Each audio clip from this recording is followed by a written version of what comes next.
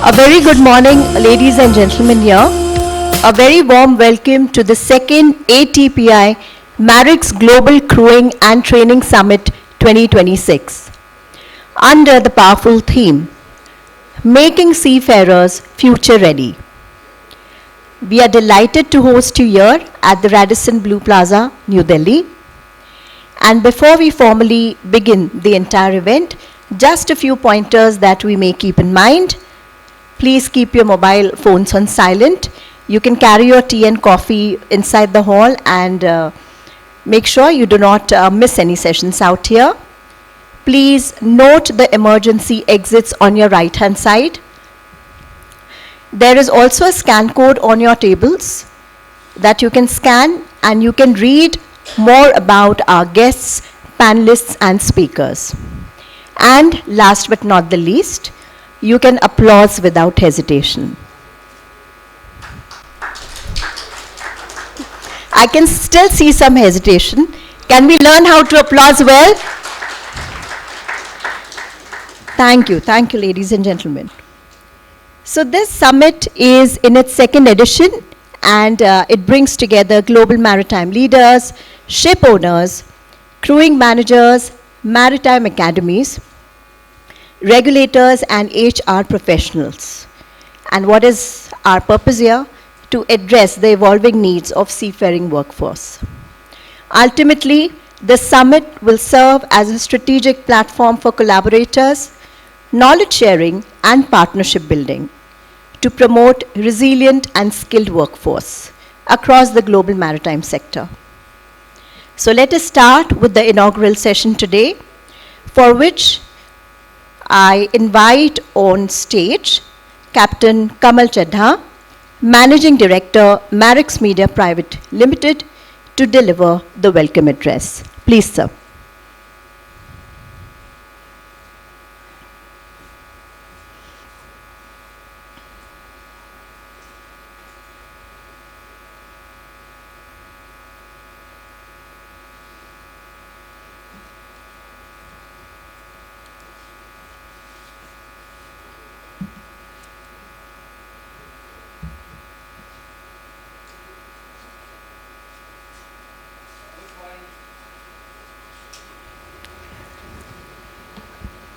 Good morning, New Delhi, or should I say Delhi NCR. Let's see how many people here from Delhi NCR. Show of hands. Very good. And who are not from Delhi NCR? Okay, not from Delhi NCR, larger show of hands. So we know Delhi traffic is pretty bad, and so we have a slightly sparse audience to begin with, but I'm sure it's all going to fill up very soon. Always a pleasure to be in our nation's capital. Distinguished guests, respected industry leaders, esteemed speakers and panelists, and dear colleagues from across the global maritime community. On behalf of the Chairperson of the Board of Advisors, Mr. Arun Sharma,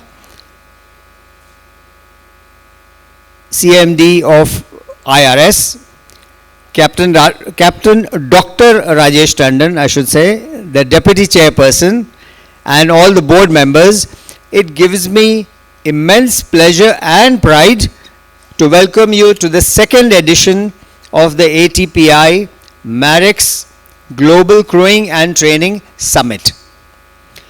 Your presence here today reflects a shared commitment, a commitment to the people who form the very backbone of our industry, our seafarers. Building on the success of our inaugural summit in 2023, this second edition brings us together to a crucial moment for global shipping. To lend a suitable perspective and direction to this meet, let us take a brief look at the takeaways from the first edition of the summit held during September of 2023. 1. Strong collaboration and collective commitment among industry stakeholders, regulators, policymakers, training institutions, academia, and insurers are essential to support frontline seafarers in successfully transitioning towards 2050. 2. Seafarers must remain at the center of industry transformation with policies and practices designed to meet their evolving professional, technical, and welfare needs. 3. Decarbonization and digitalization demand more than technical advancement. The industry must jointly invest in human resource development and modern maritime operations management. 4. Seafaring careers should be projected beyond shipboard roles, highlighting diverse shore-based and cross-industry opportunities to attract high-quality talent. 5. Maritime transportation should be introduced at the school education level, ensuring early awareness of sea transport and the wide range of careers within the maritime sector. These were the conclusions and action points at the last summit. What is going to happen today, what we're going to discuss is going to be, I have left it to Captain Rajesh Tandon to bring it out. However, despite a lot of efforts in getting these things off the ground, I think there's still a lot remains to be done, and that momentum I think still needs to be achieved. We have done a bit, but lots more to go. The maritime industry is evolving at an unprecedented pace, driven by digitalization, automation, decarbonization, regulatory change, and shifting workforce expectations. In this rapidly transforming environment, our theme chosen for this year could not be more relevant. That is, making seafarers future ready. ATPI and Marex are proud to host the summit and to create a space where ship owners, managers, training institutions, policy makers, administrations, international bodies, and service providers come together with a common purpose to strengthen the future of maritime manpower. I encourage each one of you to please participate actively, share your insights, and make the most of the networking opportunities this summit offers. The conversations we begin here today have the potential to shape policies, practices, and partnerships that will benefit seafarers and the maritime sector for years to come. On that note, I once again extend a very warm welcome to all of you and wish you a productive, insightful, and inspiring summit. Thank you and have a fruitful day. Jai Bharat. Thank you, Captain Chadda, for setting the tone for an insightful and impactful summit. We are very glad that today we are joined by our dignitaries. Our chief guest today, I would like to welcome you, sir, Dr. Shishir Shrotriya. He is the coordinator of Center for Maritime Economy and Connectivity, CMEC, at IRS, Research and Information System for Developing Countries. Welcome, sir.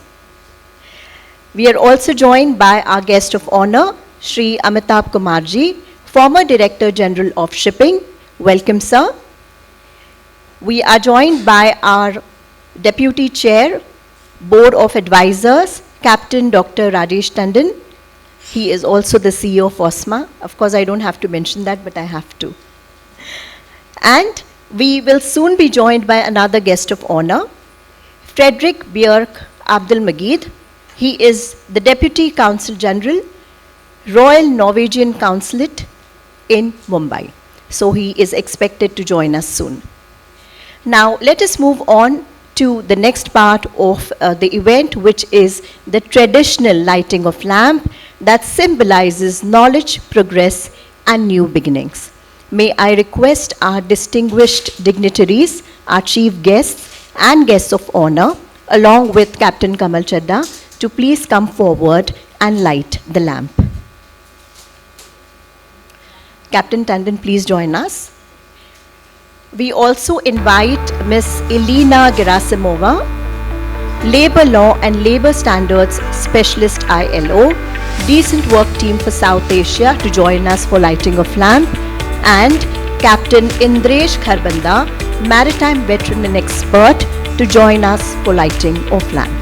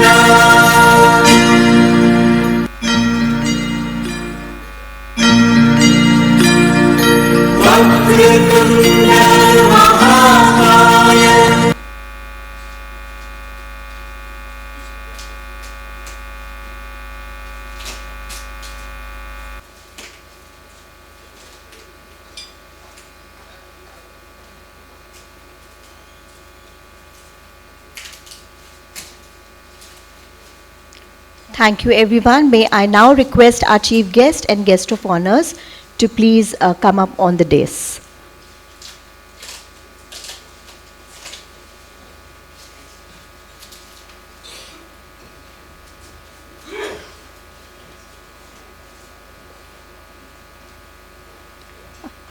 Captain Tandon, please.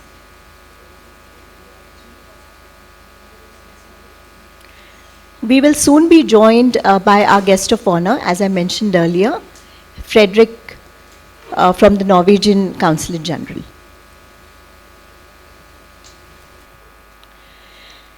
So let us proceed ahead to outline the vision and purpose behind the summit.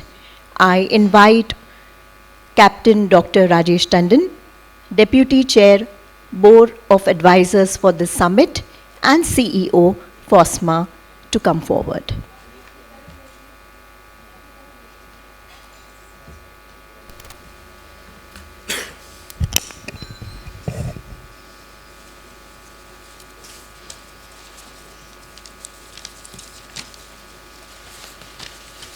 Morning, ladies and gentlemen. Welcome to this summit. I first of all extend a hearty welcome to our dignitaries on the stage and off the stage, international guests, and all seafaring community people. I would have, as I was telling Captain Chadda a little while ago, I think for the future we should have some seafarers also present over here so that, they understand what work going on behind, because all they see otherwise is just the social media criticism of the industry. The object for me today is to try and get the ball rolling of what we want to achieve over here today. And picking up, of course, from what was done at the previous conference, which I also had the privilege of attending. One of the recent announcements that we have seen in our industry, and a welcome announcement, is the investment of close to 70,000 crores for the maritime sector. I was just told by Shrotriya ji that the investment required is almost 200,000 crores, but it's a start, we are getting there. On the manpower side of things, the Maritime India Vision spoke about increasing the manpower from 12% to 20% in the coming 5-7 years is what the aspiration and the ambition is.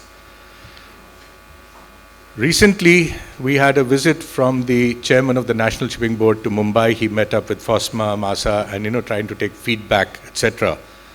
So one of the points we discussed over there was we got some statistics from the DGS websites, and I will just narrate what our thoughts exchanged with him were.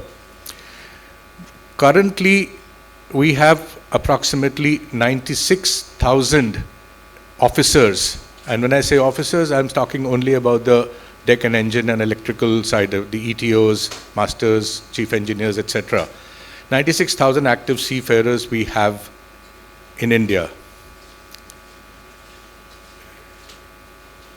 Arithmetically, extrapolating this from 12% to 20%, we need to increase this number to 160,000. So that's simple maths over there. But one of the bigger challenges we see in our industry is the bottleneck of the training slots on board. We have, at the moment, approximately 15,800 officer trainees in the system, and this is all from the DGS statistics, sir. If we take 6 months on board and 6 months ashore, we have got about 8,000 training slots. Also, the number of new officers entering the system is only 4,500 annually. Clearly, it becomes apparent that the status quo will not help us achieve that particular thing. I think one of the points that we also made to Samir Khareji was that whatever growth has taken place in the foreign employment, and I think we need to increase the foreign employment, that is a given, because Indian sector will take 20 years for the numbers of ships to come up and the corresponding increase in manpower on the Indian ships. We said it has to be the effort of the foreign employer group, and which is largely 80% of that, if I can venture a guess, Captain Halbe can correct me, is done by FOSMA MASA member lines. We have through our own organic efforts grown it from 6% about 15 years ago to 12% what we have today. So what I'm trying to build up is that we need to build in initiatives into training, and they have to be inorganic efforts. One of the suggestions we made to them, sir, was the new ships that are being ordered, can we build them as training cadet ships? Several of the people I see from our vintage over here, the Shipping Corporation of India and Great Eastern had cadet training ships, 25, 30 ships, where each cadet had 18, 20 cadets on board with a dedicated training officer. And we were compulsorily required to do at least 6 months on those, in those 2 years, on those ships for the 2-year sea time that was requirement at that time. So this suggestion has gone, and I think if the government takes this up seriously, that is, it will go a long way to try and bridge the gap between the current to the requirement. We'll build on more on that particular point as we go along. But for growing this number and coming back to the seafarers that are required to man the ships of the future or in the current times, especially in the context of the changing technologies and the requirements of staying ahead with the green technologies, new engines, new fuels, etc., etc., we have to understand the employer's perspective in this.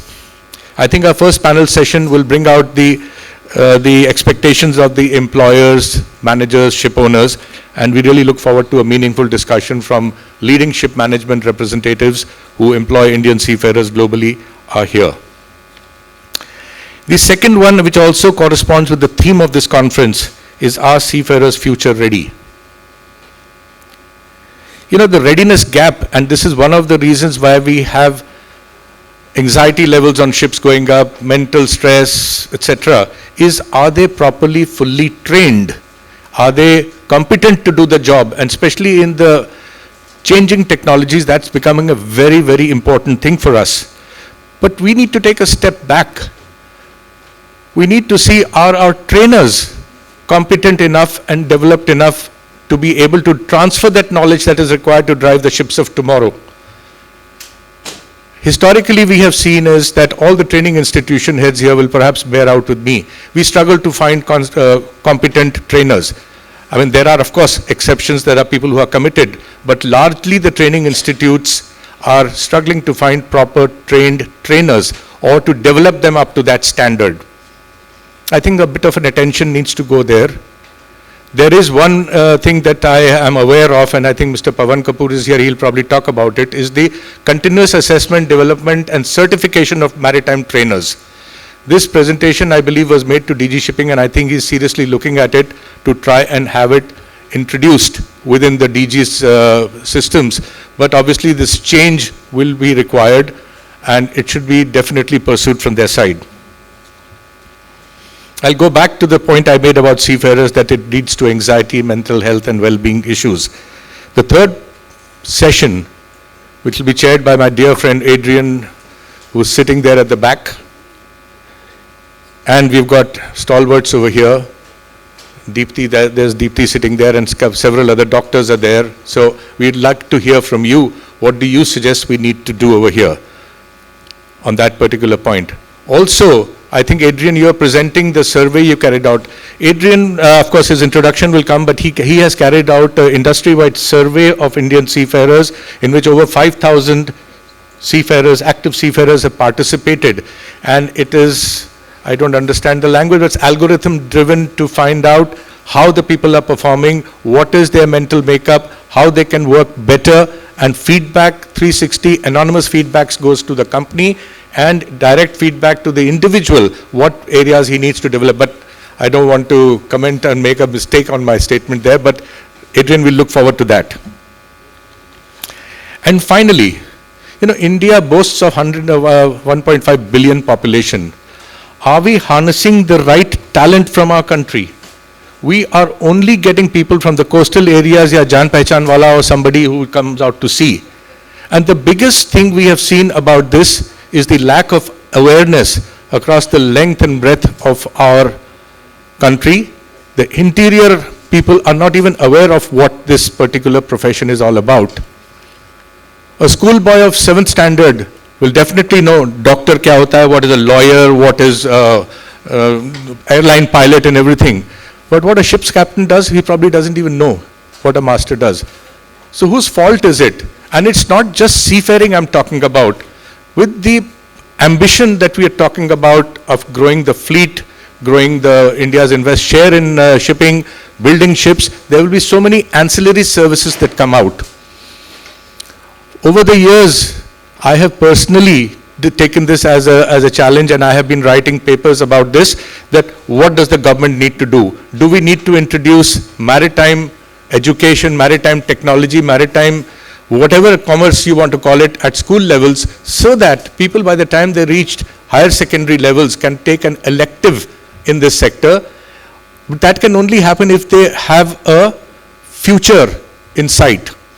Seafaring is not mere detour from the normal course of life, from the classroom when you want to end up as managing directors in companies. So it has to be an informed decision, and that can only happen if that particular point is taken up and people are aware and they make informed choices. We will bring that out in that session, which I'll have the honor of chairing. But more importantly, this subject today is topical, and we need to make the powers that be in Delhi to be aware of what the needs of the industry are. We are investing a lot in infrastructure, ports, ships, etc. But where are the people who are going to drive those ships, sir? We need to be able to have those discussions and see how we can develop that. Before I end my introduction over here, I'd like to once again thank the sponsors and supporters and the participants. Let's hope to see that the room fills up by the afternoon. Thank you very much. Thank you, Captain Tandon, for sharing the roadmap and relevance of today's discussion. We now take this opportunity to welcome our guest of honor and chief guest, and I would request Captain Kamal Chadda to present a bouquet of flowers to them as a token of our appreciation.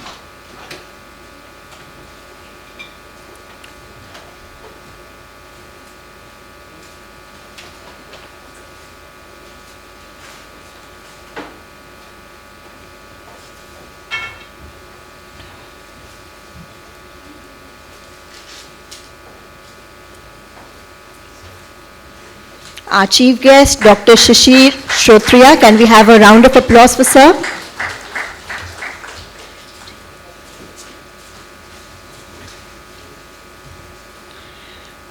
Shri Amitabh Kumarji, former Director General of Shipping.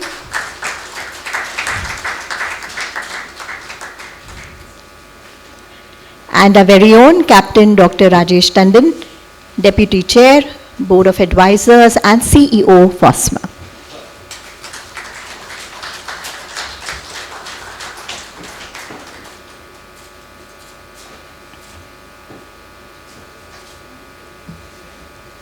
Thank you, sir.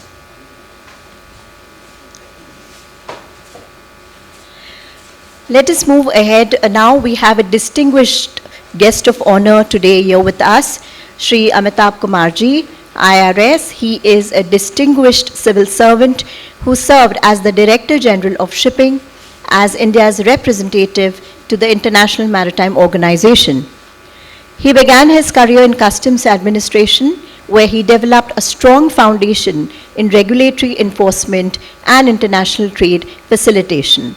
Over the years, he has built deep expertise in maritime policy, legislative and regulatory frameworks, maritime education training, e-governance initiatives, and multimodal transportation system.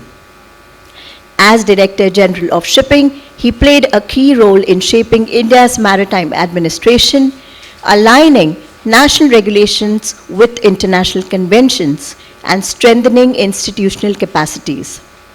His work has contributed significantly to improving maritime safety, environmental compliance, and ease of doing business in shipping and logistics.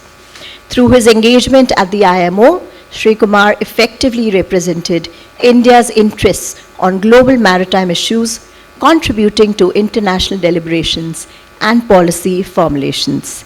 It is now my privilege to invite our guest of honor, Shri Amitabh Kumarji, to address the gathering.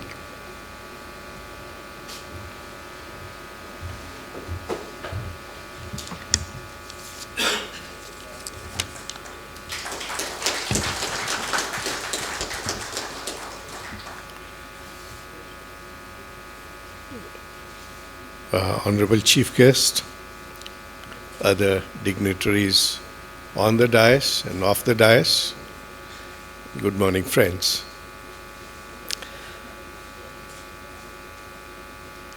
It is strange for an outsider to tell the experts as to what needs to be done in the maritime industry. Nobody knows it better than you. But it is good for an outsider to sometimes point at the issues that get missed because of the day-to-day, problems that you face and the time and energy that you spend on finding solutions to your day-to-day issues. Before we start dwelling on what needs to be done,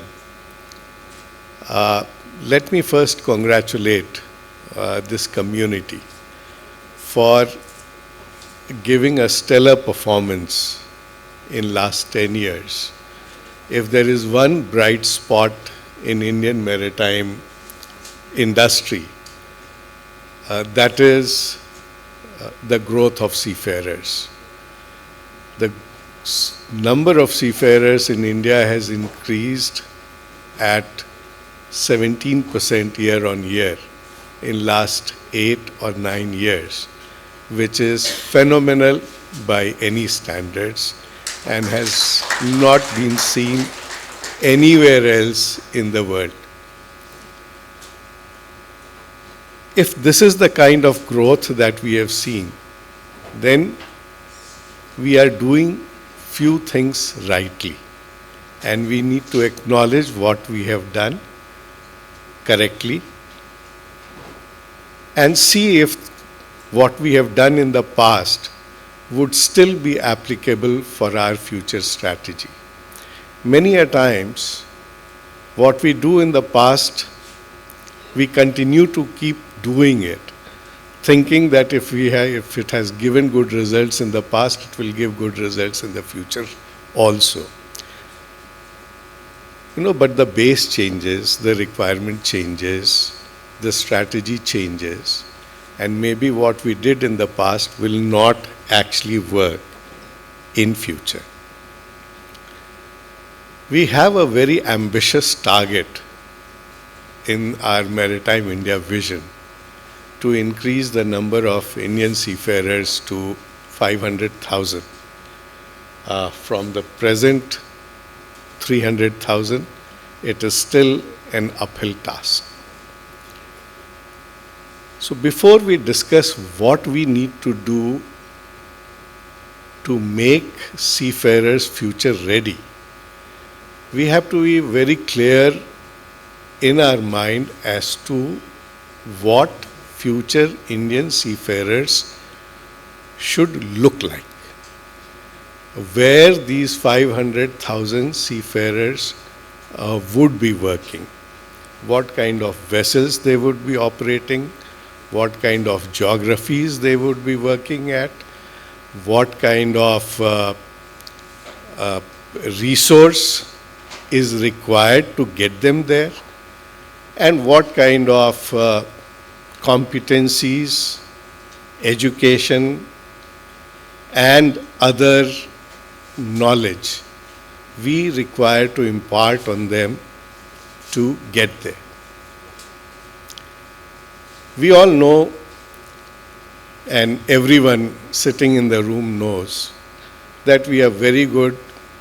In fact, we monopolize the tanker segment in shipping industry, and the tanker trade would collapse if Indian seafarers do not work on these tankers, given the present competency level of seafarers world over.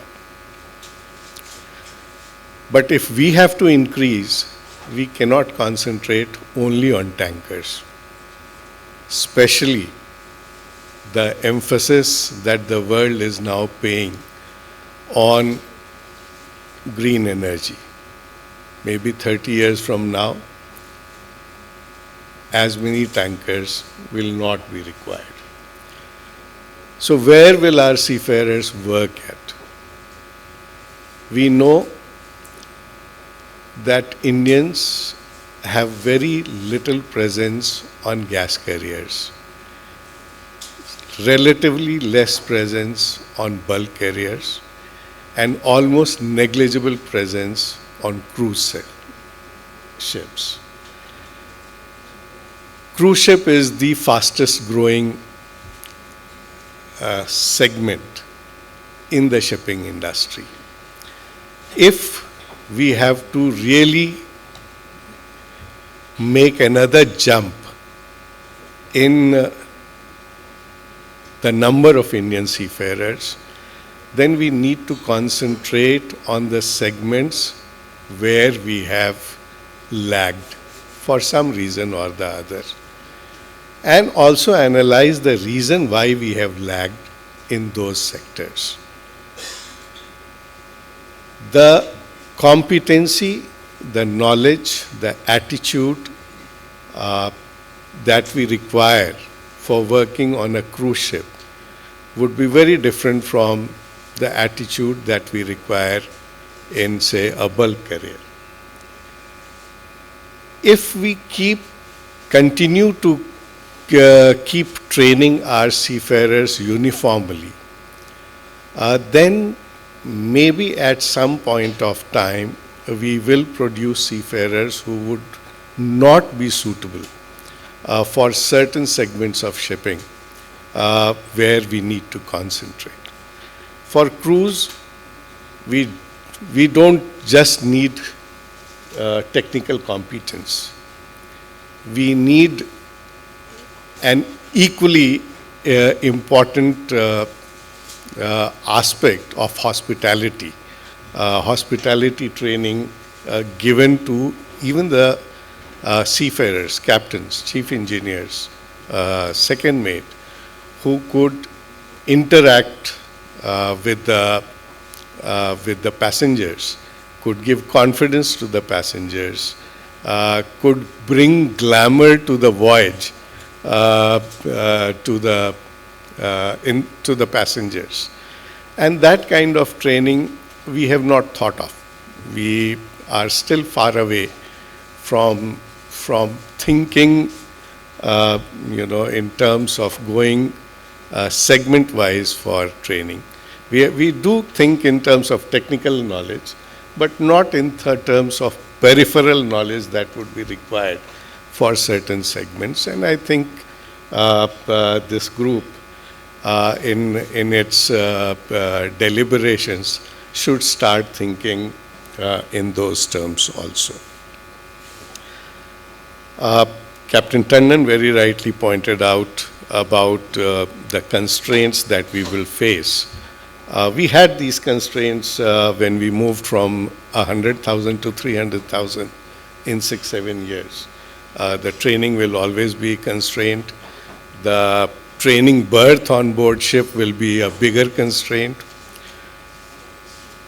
And we now need to think strategically. I see debates where the old timers have this romantic notion of doing things very perfectly, as perfect as they were in their times. No, but times have changed. Our requirements are different. Our requirement is to increase number of Indian seafarers. And if training on board is a constraint, then we have to find a way around it. And what will be the way around it? The way around it is simulators. We are a big simulator manufacturing nation. It is in our advantage if we reduce sea time and increase simulator time. We can help two industries in one go. We can help the simulator industry, and we can help the seafaring community by simply increasing the number of seafarers from the existing resource that is available with us.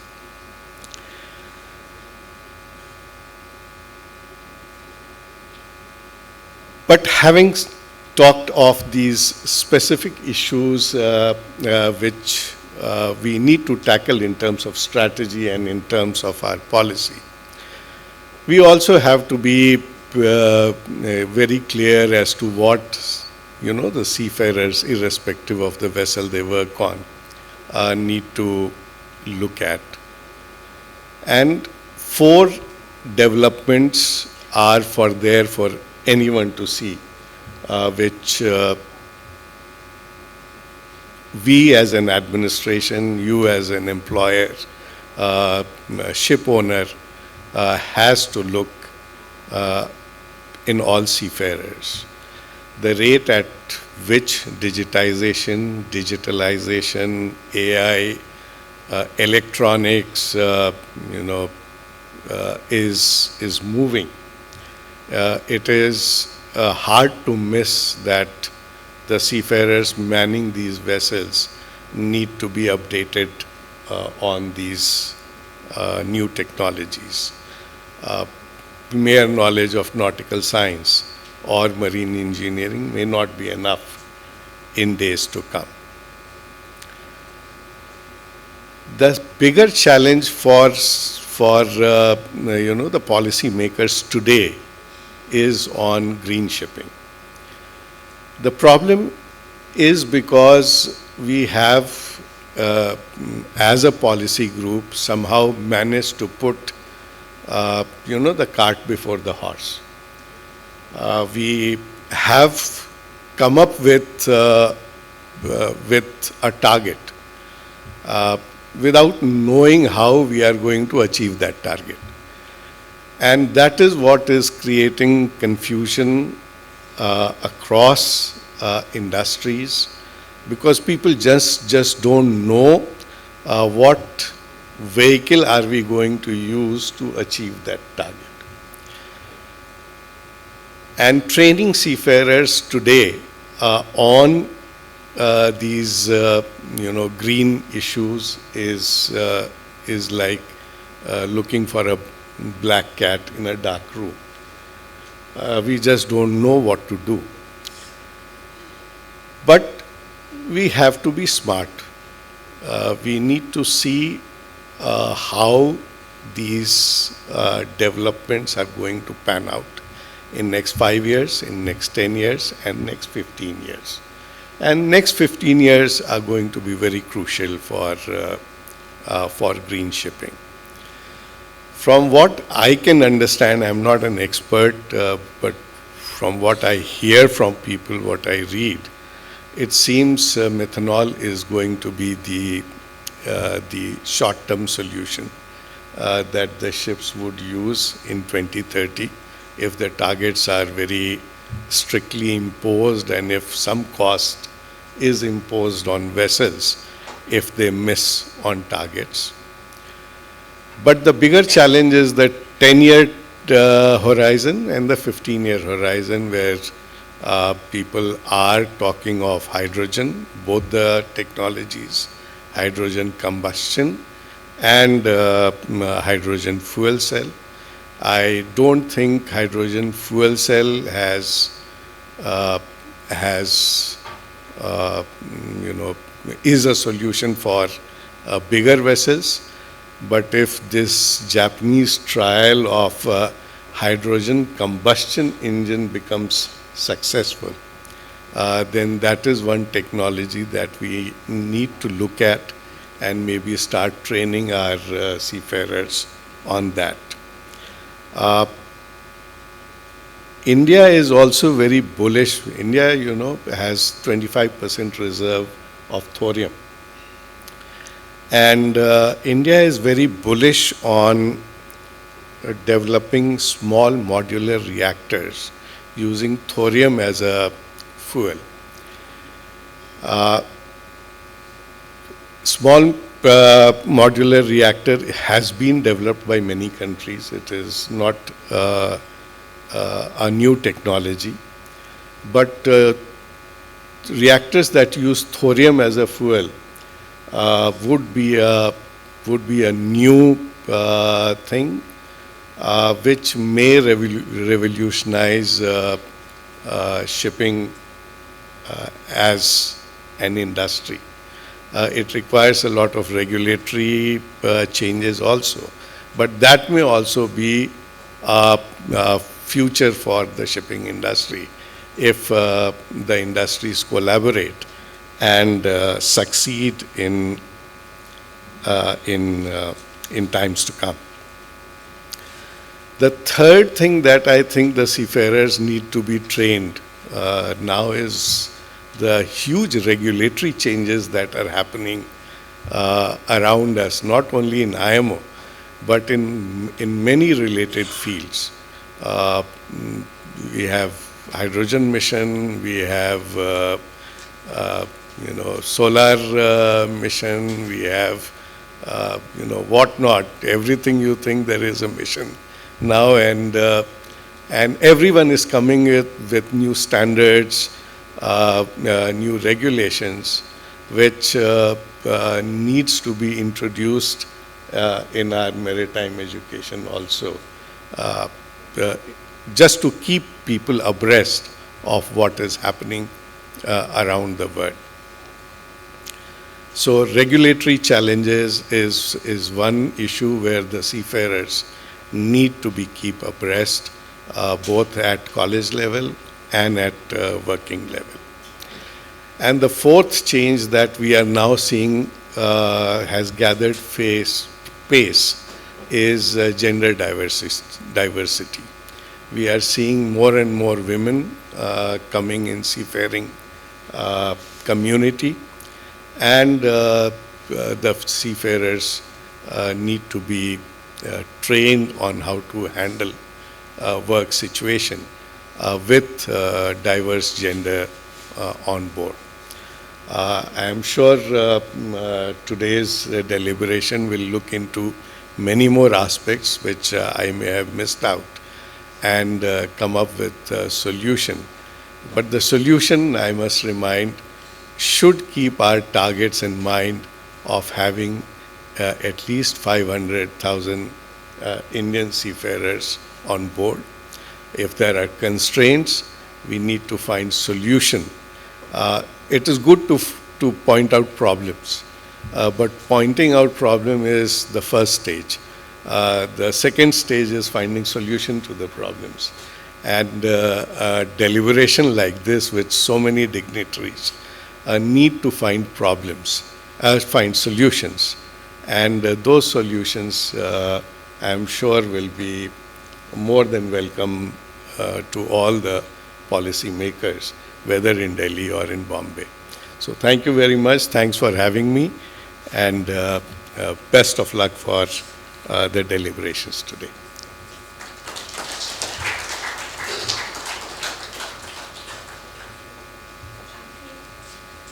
Thank you for sharing your valuable perspectives and listing down all the expectations so meticulously.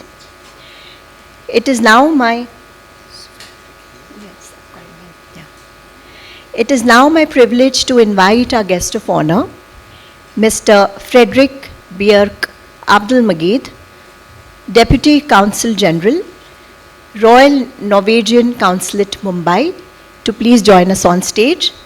And I request Captain Kamal Chadha to hand him over a token of our appreciation.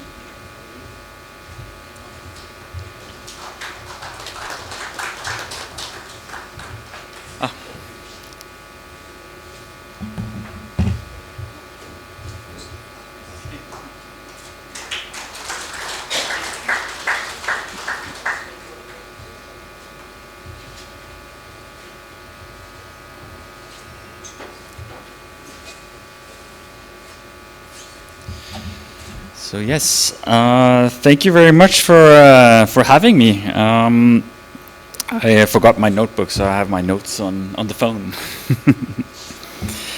So yeah, it's a pleasure being here and taking part of this event and on global crewing and training.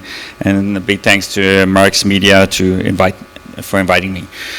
It also gives me the chance to be here to support the Norwegian company Stray Partners and their cooperation with the DG Shipping, Fosma and Massa on securing seafarers' welfare. And the recent events and crackdowns on the shadow fleet have made me more apparent that the safety and welfare of seafarers are at stake and an important issue. And as we know, well, I don't know if you know, but I know that slightly above 1 in 10 seafarers on Norwegian vessels are Indian, so 11% to be precise, and slightly above the global average. And Norway also find it important to stress the gender equality aspect of the maritime sector and seafarers. And I think India has a huge role to play in this, as mentioned. 10% of the global seafarers are Indian and growing, as I was hearing here as well.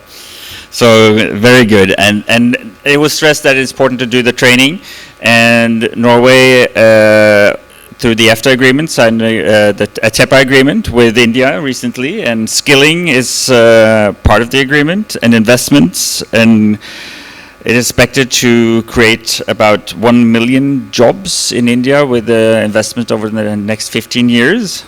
The TEPA agreement facilitates technical education, vocational training, and technology access, and especially within the maritime sector. So I think there's going to be big opportunities going forward. And also with the advancement, as mentioned here, with the advancement of the alternate fuels, training of seafarers are going to be even more on demand, or in demand. So I'm happy also to see that there are some Norwegian companies here in the audience. I saw OSM Tome, and I saw Wilhelmsen, and I think I saw DNV here also. So yeah, so happy to be here, and I hope to. I'm looking forward to enjoying the event and share some. I hope you will share some insights with me. I'm here to learn. So thank you very much.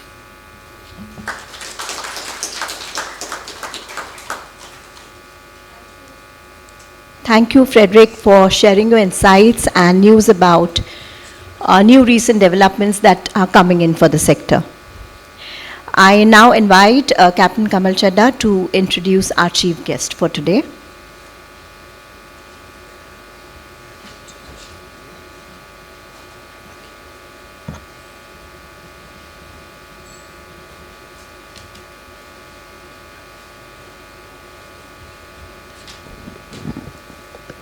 Thank you, Radhika. Dr. Shishir Shrotriya is the coordinator of the Center for Maritime Economy and Connectivity, CMEC, as it is known, at RIS. An alumnus of the Indian Institute of Technology, IIT Delhi, he completed his MTech and PhD with a specialization in maritime technology, strategy, and management. He has played a pivotal role in steering India's indigenization initiatives for marine and naval systems. Dr. Shrotriya has served as head of faculty at the Indian Naval Academy, Kerala, and was instrumental in establishing a center of excellence for techno-strategic studies at CUSAT, Kochi. A key focus of his work has been the integration of small and medium enterprises into strategic maritime projects. He also served as counselor, science and technology at the Embassy of India in Moscow from 2019 to 2022. Recently, he edited the book Waste to Wealth, Resource Recovery and Value-Added Products for Sustainable Development. Dr. Shrotriya is an invited member of the Viksit Bharat Sankalp, also known as Vibhas, and Neel Earth Vision Implementation cells, contributing to Maritime Visions MIV 2030 and Maritime Vision 2047 under the Ministry of Ports, Shipping and Waterways. Ladies and gentlemen, please put your hands together for Dr. Shrotriya.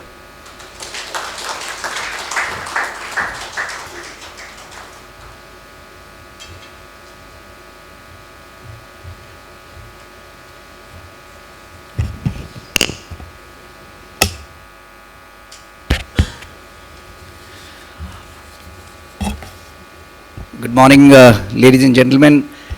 It's a little humbling to get introduced like this in front of this August gathering, which is growing now.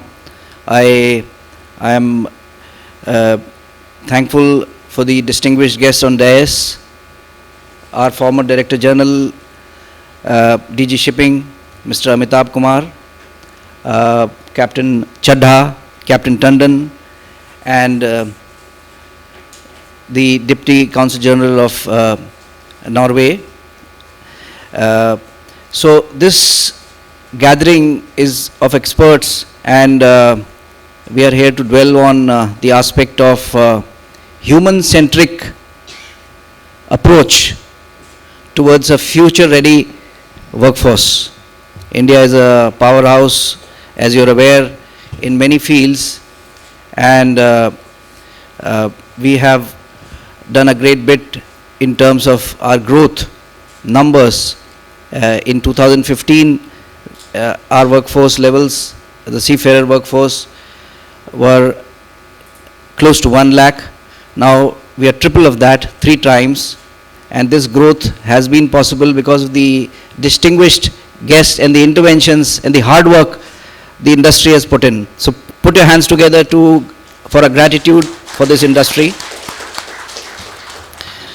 Well, as a matter of transformation, there are 3 aspects which the experts have already, or the 4 aspects which the experts have already dwelt in. The aspects of transition to decarbonization, digitalization, but more importantly, the geopolitics is also very important. The supply chain disruptions and so many other things which you see are very important for the seafarers to learn and handle. And if you go to the ICS website and the reports which are important to train our seafarer workforce, most of them were not existing when the captains of the industry were learning or were at sea. So some of these reports are the cyber security workbook. They never existed when Captain Chadha and Captain Tandon were sailing.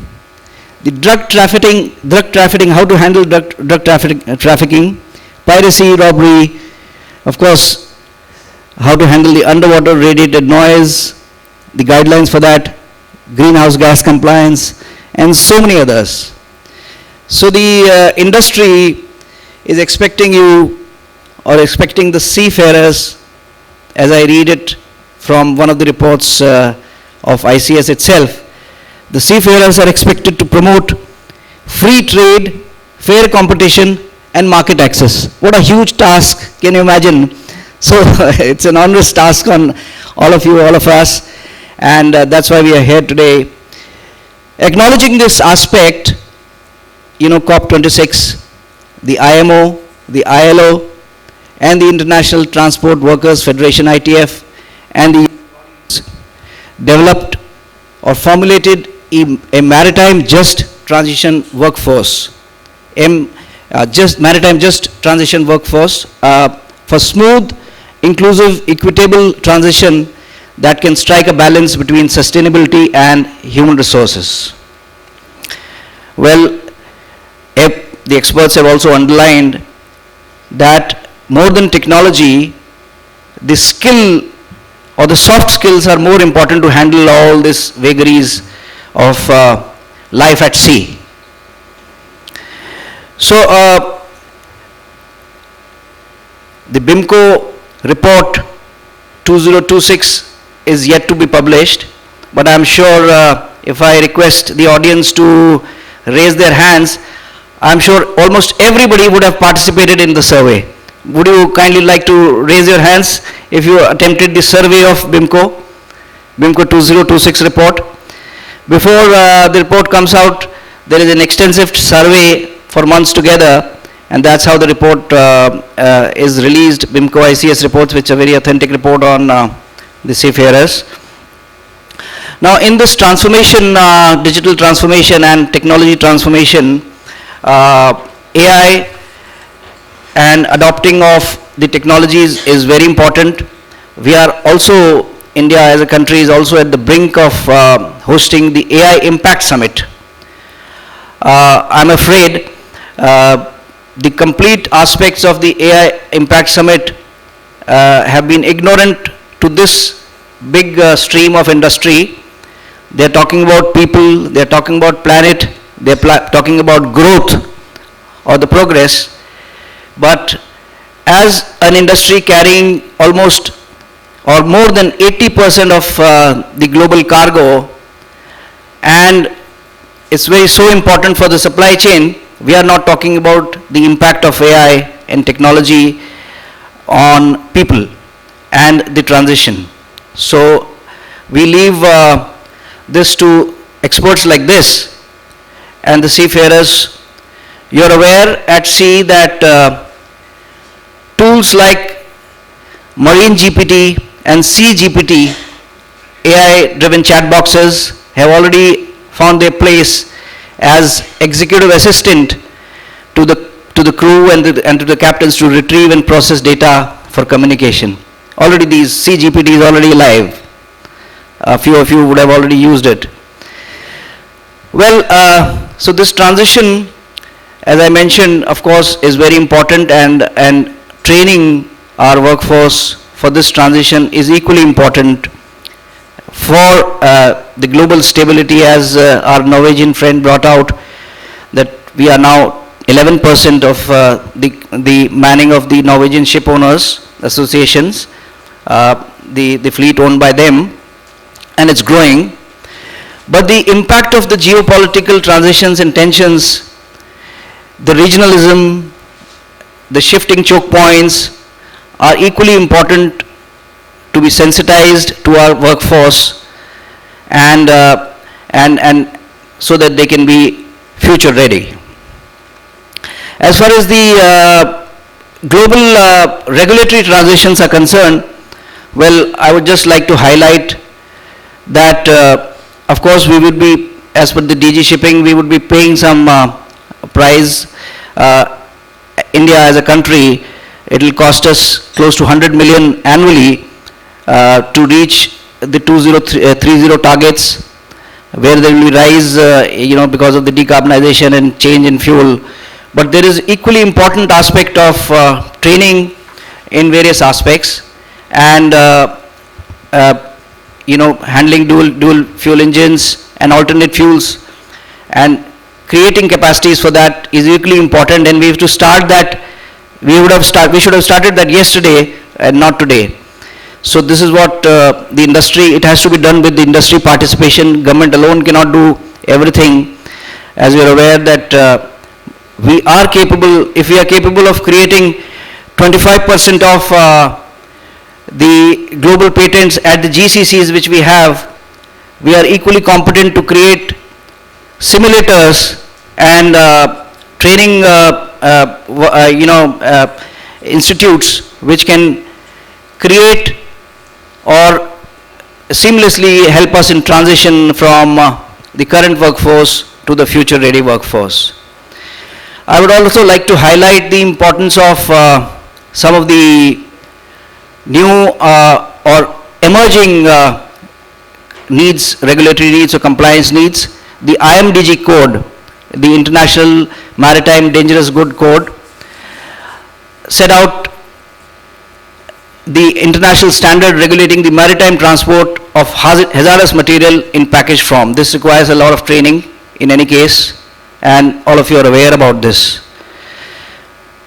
The other aspect is the IGF code, the International Code of Safety for Ship Using Gases or other low flash point fuels, a very important aspect of training so that our workforce is future ready, and we migrate to the different domains and diversification of the future ready vessels which are transiting with these fuels. Also important, with the so much of buzz about the polar shipping or the Arctic opening up, is the Polar Water Code or the Polar Code, which is also a mandatory compliance and very important for training. So I'm sure through the day we will discuss some of these aspects of training, upcoming training and importance. So as a matter of fact, I would just reiterate, all of you are experts, but it's important to reiterate again and again that we have to work together, synergize all our effort together, private, public, and partnership and the international collaboration, and take it forward with respect to the various gaps and the challenges which we have in training our workforce. The most important aspect of the skill gap and the workforce preparedness, India unfortunately has been a country which has been sea blind. I'm sorry to say that, but it is not said by me, it is by various experts. I have no hesitation in accepting that till some time back our books also mentioned our coastline as 7,516 kilometers, whereas lately it has been notified as 11,098 kilometers. So the vast resource and the vast natural resource and the aspect of being surrounded by the Indian Ocean, Bay of Bengal, Arabian Sea, and the vast coastline as a demand-driven economy brings us to the fore that this sector of maritime sector is very, very important, and that is why as a Center for Maritime Economy and Connectivity, we are trying to, or we have already worked out with leading universities like University of Delhi and Gujarat Central University and some more to start core and electives in maritime domain, the maritime economy, maritime connectivity, and the various other aspects. When we have this kind of subjects, children at school level would get motivated to take maritime as a subject. Later in the day, there is also a launch of a book by one notable author, Advocate Manisha, and she has written about our maritime legacy. India was a great maritime nation, and you are all aware about it, and we need to get back our maritime legacy. So equally important for all this is to make our workforce ready right from school level and college level. That's what the experts have been mentioning about. So that's one aspect. Then, of course, the other aspects which have been noted by all experts are equally important as to creating the squadrons or training squadrons. You are aware that the Indian Navy has the training squadron, which are the training ships, which are dedicated ships. So this is a very important aspect. Industry should come together to, with the government, of course, to create this training squadron for reducing the burden and accelerating the on-board training or the on-job training which is required to be done. So with these few words and with a very good hope and great hope, with illuminating minds and experts like you, that our country is on the right path, I close with a small shloka from Chandok Upanishad. It says, Tat Tvam Asi Samudrasya. Your capabilities, human capabilities, are absolutely infinite. The moment you realize it, that you are as infinite as the ocean, you will learn, you will have no hindrances in learning everything. Thank you so much.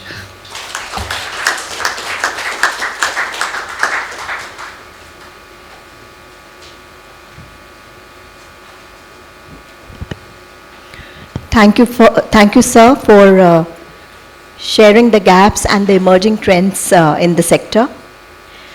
I now request Captain Kamal Chadda and Captain Rajesh Tandon to present a small token of our appreciation to our chief guests and guests of honor.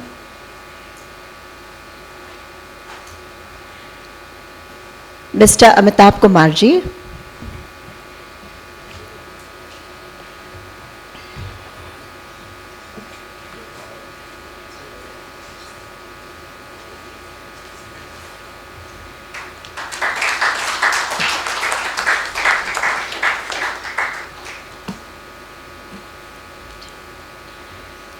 Mr.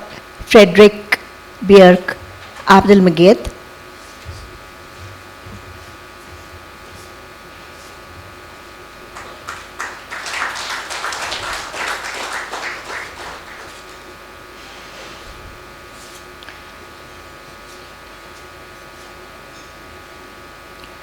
Dr. Shashir Shrotriya.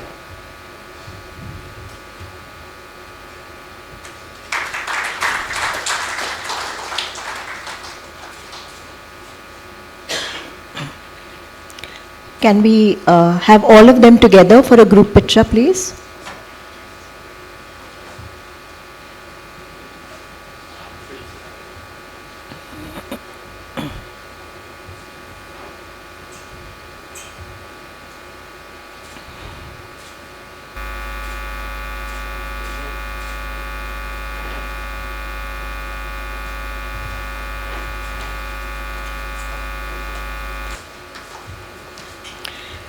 Thank you, gentlemen. We now move on to session one of today's event, which is titled very interestingly as Evolving Pedagogical Frameworks in Maritime Education.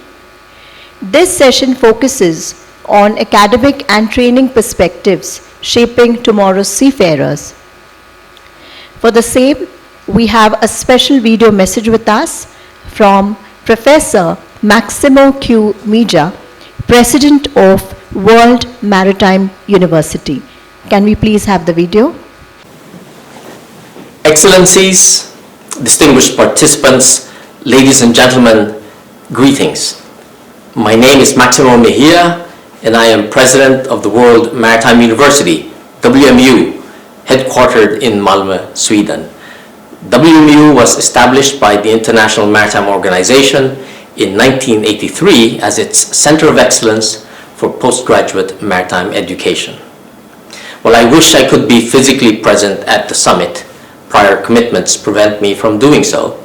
Nevertheless, it is a great honor and privilege for me to represent the World Maritime University through this video recording and share some thoughts with you today. The theme of my reflections will be Evolving Pedagogical Frameworks in Maritime Education. The green transition in maritime energy is inevitable, yet it is also an opportunity for the industry. The maritime industry inherently offers the lowest GHG emissions and energy consumption according to any metric among all the transport modes. And it has a wide range of technical possibilities for energy saving and replacement of fossil fuel with sustainable options. Maritime transport has great opportunities for adopting carbon-free energy sources given the dimensions of commercial vessels and that vast renewable energy resources are available on the world's oceans. However, the specific technical issues are not only the issues regarding sustainability as a whole. The concept of greener shipping must be seen as relevant to all aspects of the industry, including maritime education and training. Maritime education, indeed all education, has a critical role to play in making this current generation and ones to come appreciate, not only cognitively but also affectively, the importance of good stewardship of the natural environment in which the maritime industry operates. The question is, what kind of education will support the diverse facets of maritime human resource management and development in this kind of ever-changing global context, and even national context, in light of decarbonization? More sophisticated ships will be deployed, and such sophisticated environments will require a correspondingly high and sophisticated level of skill in future seafarers. Upskilling and reskilling are important interventions in support of seafarers in light of the rapid change in their working environment due to the advancement of smart and green technologies. As a result of the evolution of the nature of work at sea, it is our view that the education for the future should definitely cover the technical competencies required in the multiple professional areas of the maritime sector, whether in respect of ship operations as seafarers or in areas such as maritime finance, shipbuilding, and maritime and ocean governance. On top of the specific technical skills, however, there is a need for a new paradigm of education that seeks to engender in learners a problem-solving mindset, critical thinking, resilience, adaptability, systems thinking and collaboration, and a habit of continuous learning. As the nature of work evolves, massive training will be needed, and we will have to consider technological advancements within education and training itself. How do we educate and train, and with what?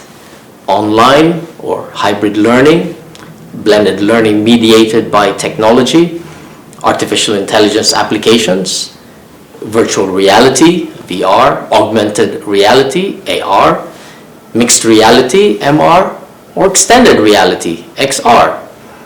Maritime education and training institutions will be presented with increased pressure to contend with the challenges of educating people for 20 to 40-year career roles in a context of very quick change, maintaining awareness at an organizational level of changes in the industry arising from diverse sources, meaning to say IMO, industry, technology innovators, practices of other MET institutions, updating curricula, optimizing teaching and learning resources, and limited resources to support all of these activities. All of these also within the context of the ongoing comprehensive review of the STCW Convention and Code, which has become a cornerstone of global maritime governance.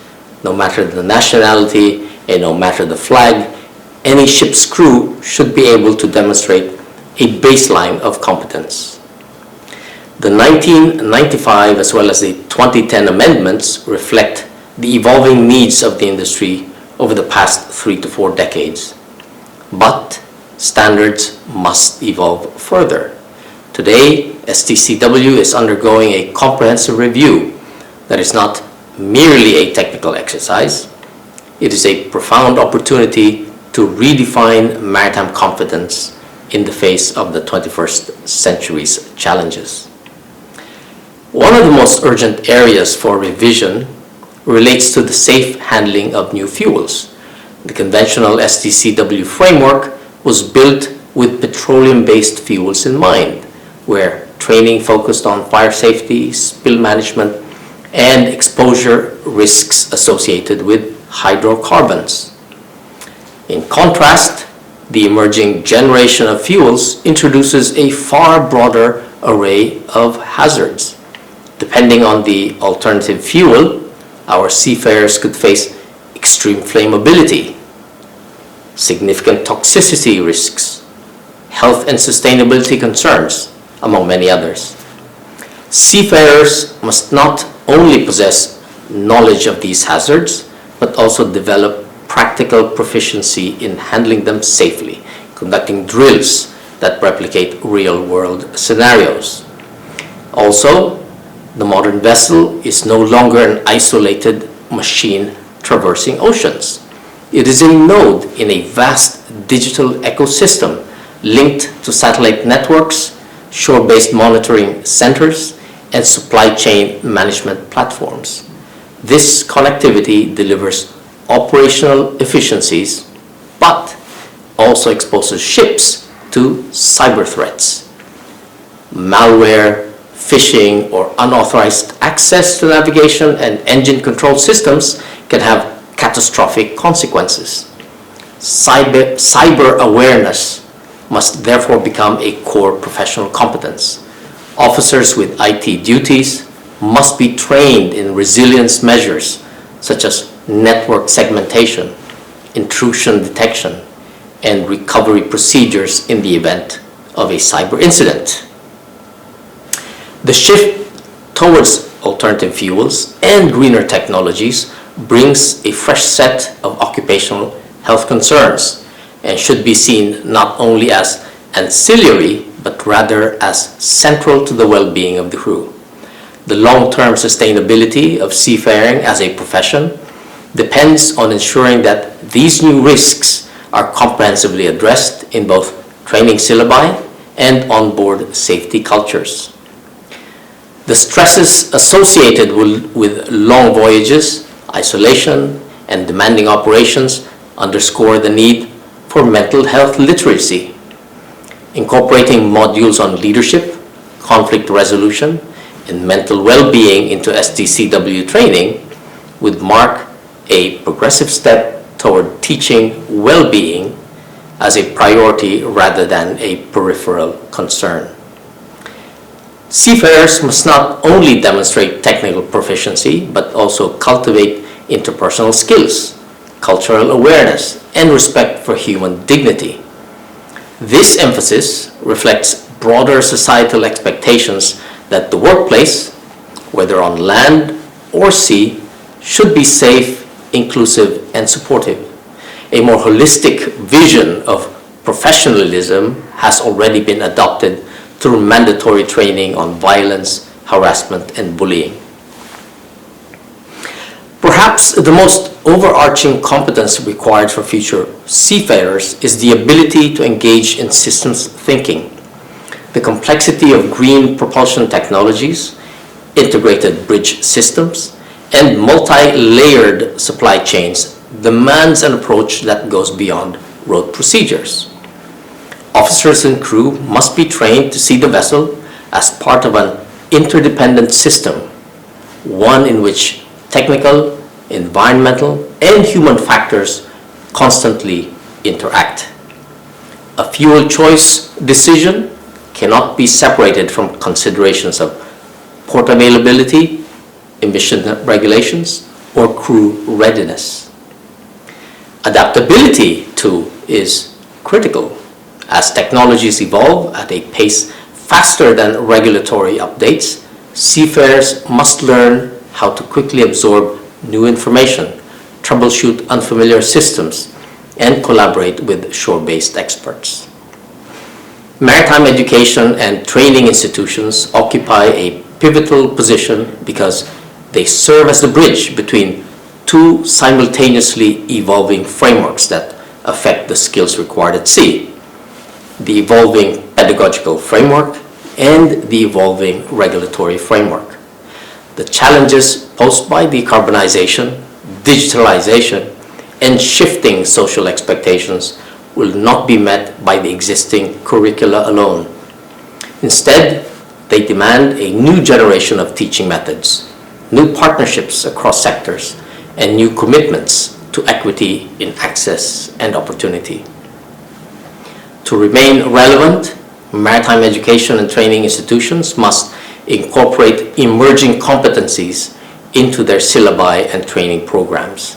This will require not only the revision of course content, but also significant investment in pedagogical innovation, faculty development, and institutional infrastructure. The integration of topics such as alternative fuel handling, cyber resilience, emissions monitoring, and occupational health cannot be achieved with conventional classroom lectures alone. Instead, education and training must be experiential, technologically enhanced, and responsive to the rapidly evolving needs of the industry.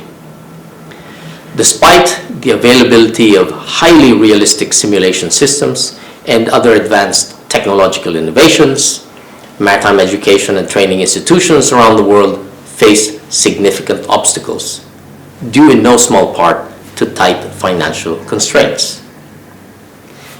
In closing, let me zoom out from the focus on seafarers and consider the wider maritime sector in terms of the evolving pedagogical frameworks in education, training, and capacity development. The world's future maritime leaders will be the architects and the conductors who will determine whether our agreed aspirations today will become the realities of the future. As and when global standards are agreed and adopted at IMO on decarbonization, ship design and operation, digitalization, automation, among many other areas that will be affected by technological development and innovation, ultimately, success in implementation will depend on strong and concerted partnerships and collaboration between all the stakeholders in the global system of maritime governance. It is this education and capacity development mission, the development of a global cadre of future maritime and oceans leaders, that lies at the heart of the World Maritime University's mission as an international postgraduate institution of the IMO.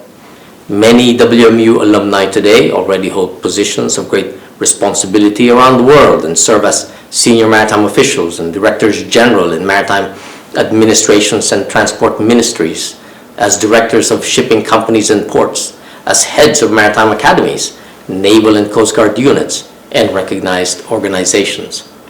Many represent their home countries at IMO and international fora and organizations.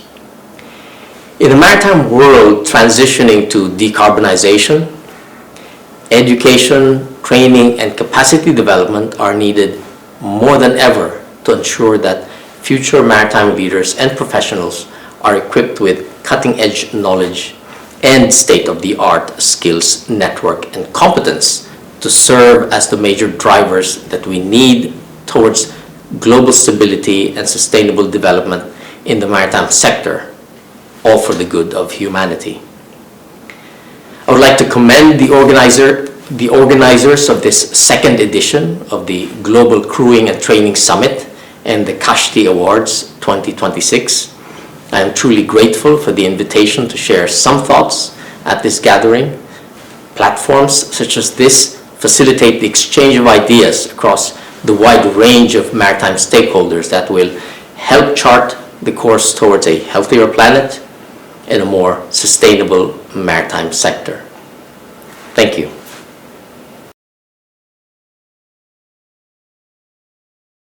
I would now invite on days Captain Sarabjit Batalia, training consultant DNV Singapore, and he is also a lead instructor at the Nautical Institute London, to share his insights. Yes, sir.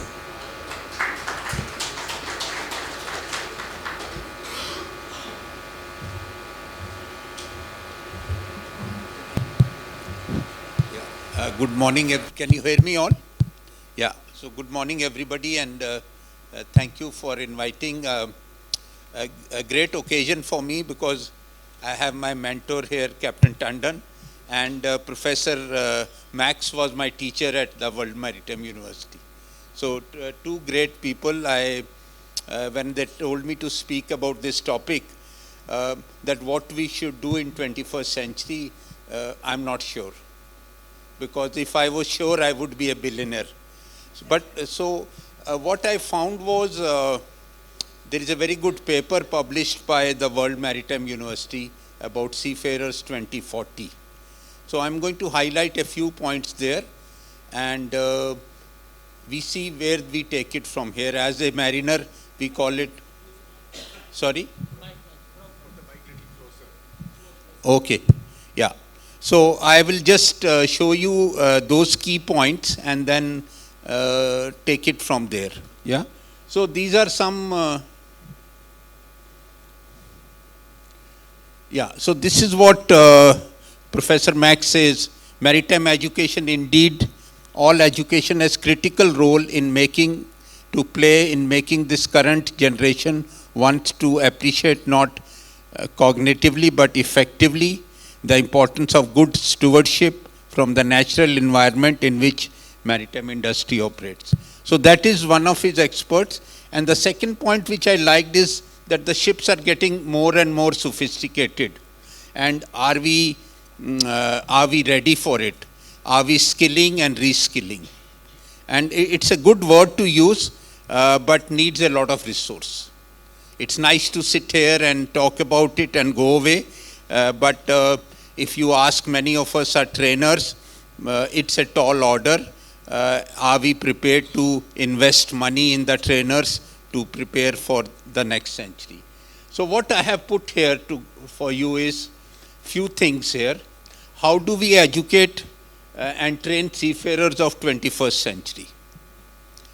It's a big question, and I think in my own experience, COVID taught us a lot.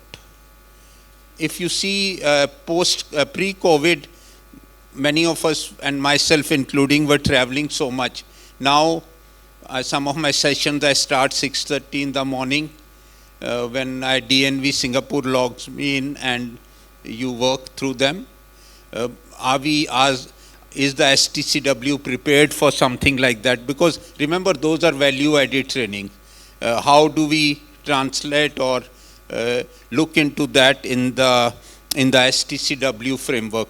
If you know, in the current revision with the STCW, many member countries have made a proposal that 1 year sea time should be reduced to 9 months, and 3 months should be simulation training. We have to be careful.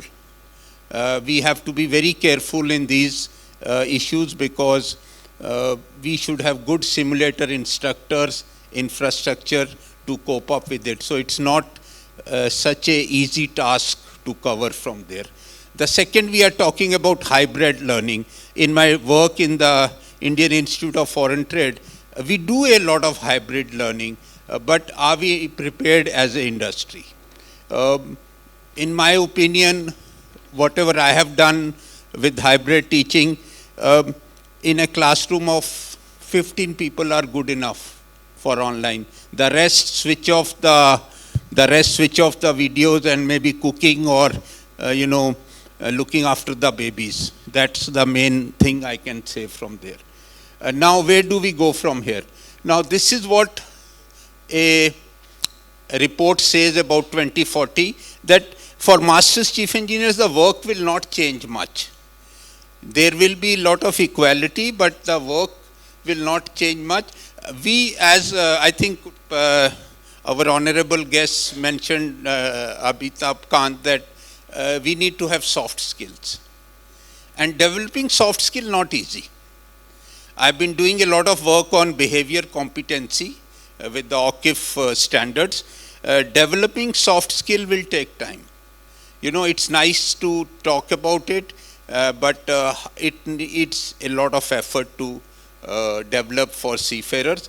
Yes, communication skills will be required for the new type of competencies which we have, but communication skills will need to address a lot of issues, not in Indian subcontinent, but globally. If you look at, when I go and teach in many countries in Asia, English is a challenge. So first you have to overcome that hurdle and then look into the other issues. So that is one thing we have seen here. The other is a very nice graph which says here that till 2030 we may be okay, we may manage. STCW is under revision, but after 2030, from 2031 to 2040, we will need a lot of new skills, both technologically and through soft skills. And that is where we have to see, because the way IMO works, I worked at the last STCW, and many of our colleagues here have experience. It's a slow process. That's why I would commend the tanker industry, that they develop so quickly the best practices that they can cope up. We finished revision of what we call 2010 STCW 15 years ago, and now we are still in the discussion stage, papers are presented. So it is something which we have to see, but the technology is not stopping us. I mean, if you look at the case, what is our biggest challenge today? Our biggest challenge, as many of the speakers said, cybersecurity. Look at what Musk lost, 300 million in one incident. Look at Ever Given case. The size of ships are growing, but how do we develop those skills? STCW, I don't know if member countries are prepared to fast track it. I'm only criticizing or giving my critical views on it, which in a free country I think I should. So this is something which I wanted to say. The other thing which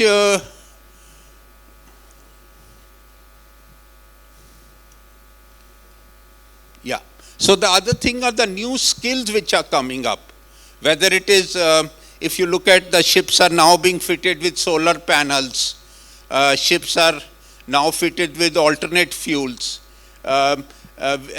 proficiency with advanced navigation equipment, ability to operate ships with operational software, green ships. All these are the new skills of the future, technical skills. Are we ready for it?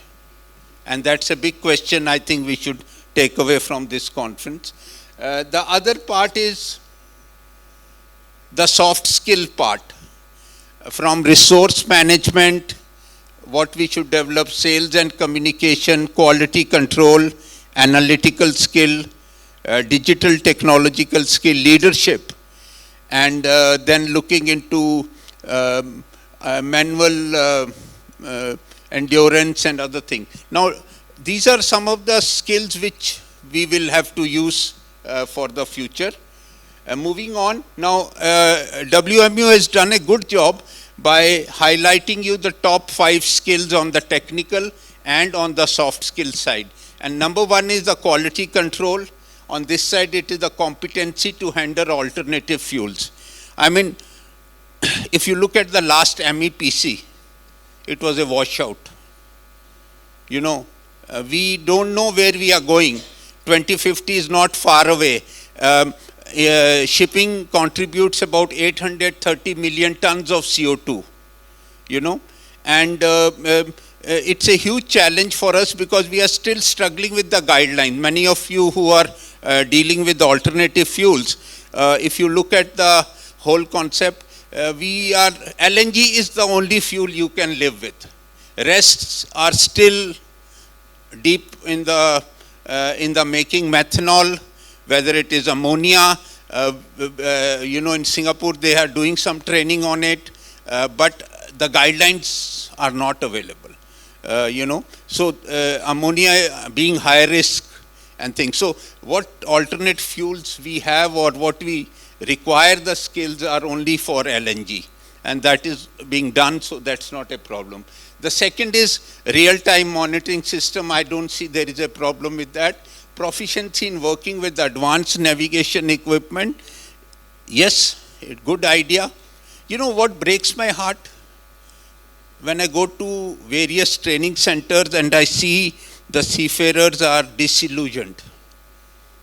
They don't want training. They are fed up with paperwork. So don't overload them on the bridge. I would request that we should be very careful in looking into what they want. You go to the seafarer centers for training, they said, when do we go home? What time do we finish? They are not interested in us. We are doing the talking down time thing here. Then we are talking about ability to operate operational software, okay, know how to maintain and operate technical energy efficiency measures. Okay, software will do it, but your challenge will come here. Management of personal stress. We are now running a lot of courses on mental well-being. Any idea what's the root cause? Sorry? Sir, they asked me this question, you know, and they said, you can have a mobile phone, why can't I? I mean, I have cases where we can talk about the incidents which are happening because of mobile phone. The root cause, ladies and gentlemen, is the safe manning. IMO Resolution 1047. That's the root cause. Every mental disease will be solved if we can do that. But we are going around and round. So then we just speak, we go, we come back, and problems will continue. Right, sir? So this is what they are saying the seafarers want to be or will be in the future as per the IMO, as per WMO's study, to become specialist. It's a good thing if we can become specialists from multitasking. I think it will reduce the workload. Then we talk about visible workers. That means more what some of them have said e-farers, you know, so that they are able to do things which are more visible to the global industry. Because after all, you know, how much is the global trade? I think seafarers, we don't realize. It's about 12.7 billion tons. And that is carried through sea. The third point they said, equality. I don't know equality would be the right way forward because many of us are captains here, don't want to give away our, you know, the right. But yes, I had no regrets of sailing as a master because that's the only job description written by law. if you look at ISM code or SOLAS. And it worked so far. Masculine to feminine jobs, don't take the literal meaning, but basically looking into more digital skills, hardware to software, work-life balance. I think $1 million question, if we can achieve Seafarers this, to have those 500,000 target achieved. Yes, you can achieve it. But then you have to see how you want to keep their work-life balance, their social life things, right? So this brings us to the last 2 points, and that is what we should do at the Maritime Education and Training Center. Regular train the trainers. I have been debating a lot on this, that we should upgrade our trainers. Anybody who doesn't want to sail becomes a trainer. It's a social responsibility, ladies and gentlemen. It's not so easy when you have 20 people staring at you and you are just looking at the slides and talking. So if you want to get into this hybrid mode, maybe we have so many industry experts here, roll out a program. Roll out a small 9-month program where you can train these people properly. Don't make, in India we say kacha pakka mal, and then say, okay, this is done and do it. Put your hand on your heart. Owners don't want to spend money on these things, you know. They said, okay, have a CBT or something and then just tick box and that's it. So I think that is where you have to say, these are big, big words we are all putting here. R&D and research. Very less research in the industry. Very less. Whatever research is coming out is from WMU or ICF and other things, but not from the universities here. You know, and some of the research papers I cannot even read because there is so much mathematics. From the syllabus side, soft skill training, yes, slowly in STCW 2010 we brought in leadership and other things, but it will come. And then modernizing the curriculum, digitalization, using advanced simulation training, very good thing, but have good simulator trainers. The most critical part of the training. You know, it's not so easy. An IMO model course 6.10 is not good enough. You need to go to a next level. So this is what experts' recommendation on STCW, shipping companies and technology providers should do. In engaging stakeholders in the comprehensive review of STCW, which is happening now, optimizing requirements of seafarers' education and training, facilitating knowledge sharing, including good practices, addressing gender equality, investing on seafarers' lifelong learning, providing financial support for seafarer training and certification costs. I think good owners are doing it. Let's face it, good owners are, I know where I worked, people used to support us, offering e-learning to minimize training intervention during seafarers' vacation. E-learning should not be a shortcut method. If you design e-learning courses, you have to be careful how they translate into knowledge, learning and application. Ensuring gender equality policies in place, which I think it's all there. Technology providing training to companies, including seafarers as users, ensuring availability of technology specialists when seafarers. Now this is again a problem. One of the incident report which you may not know of a city of Rotterdam was because not of seafarers' fault, but the design. In this audience, if you ask people, very few will know about that design is part of SOLAS chapter 5. And we don't talk about it. You know, so the last part where they are talking about specialist, why I'm saying this, if you pick up your radar or EGDIS manual, there's no information for you. If you want to fix it, you call somebody who will help us. So these are things of the facts of the world, and we need to work on it. And I think my time is up. Thank you so much. Have a nice day.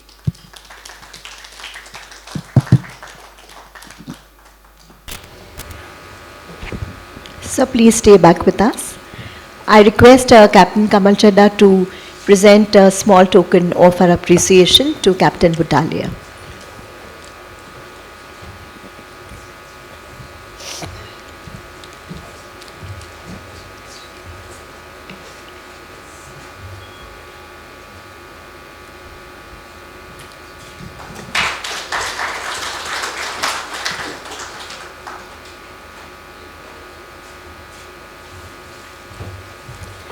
Thank you.